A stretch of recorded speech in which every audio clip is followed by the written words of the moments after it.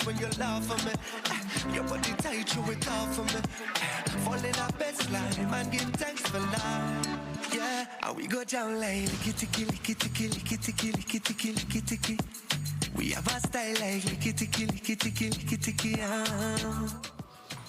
You talk about a party, you got to have that in it, right? That music. The party isn't started until you have the celebrated soca music sensation Cass involved. You can see him perform tonight at the Fillmore Silver Spring, and if you already have a ticket, you're in a good place because it's sold out apparently, and I know you want to hear that. That's great news. First though, Cass joins us live now to talk about his music, his tour, and more. And I want to begin by congratulating you on your People's Choice Award win. Thank you. What was that like to know that we love your music? I know you're going global, but you're just really blowing up. It's beautiful to know that the people are there with you on your journey, and have always been there for us. So I'm just happy that we've been appreciated.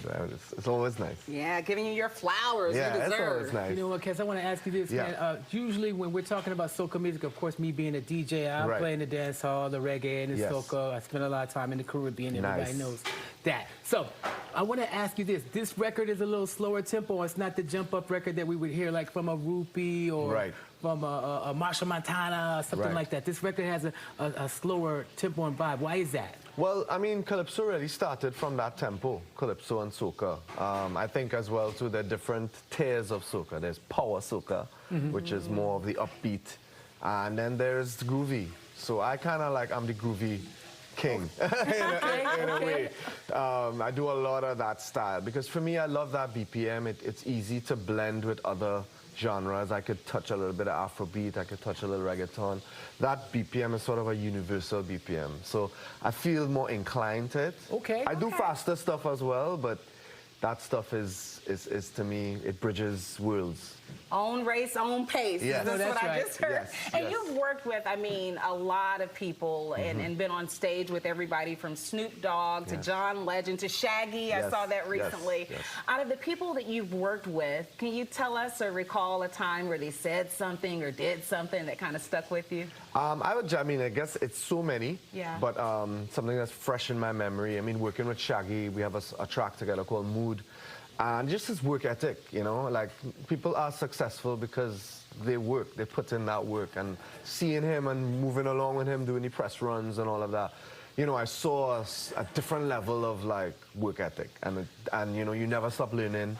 I've been doing this for 2 decades, and I'm still learning, and working with him was very memorable, still is very memorable. So, Cass, I want to ask you this. I haven't had a chance to go to Trinidad and Tobago. I travel extensively throughout the Caribbean.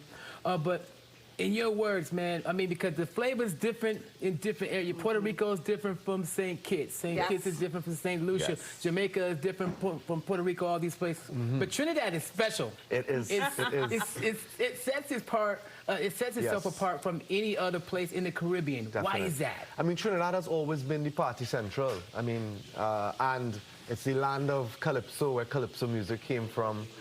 Steel band, steel drum, as you all call it, that was invented in Trinidad out of necessity. So music is always a part of our blood, and the way that we speak and walk and talk, it centers around that musical aspect of us. And I think that spawned Carnival, and that spawned, all the music history that we have. The first Calypso was 1911, So we've been making this since post-emancipation.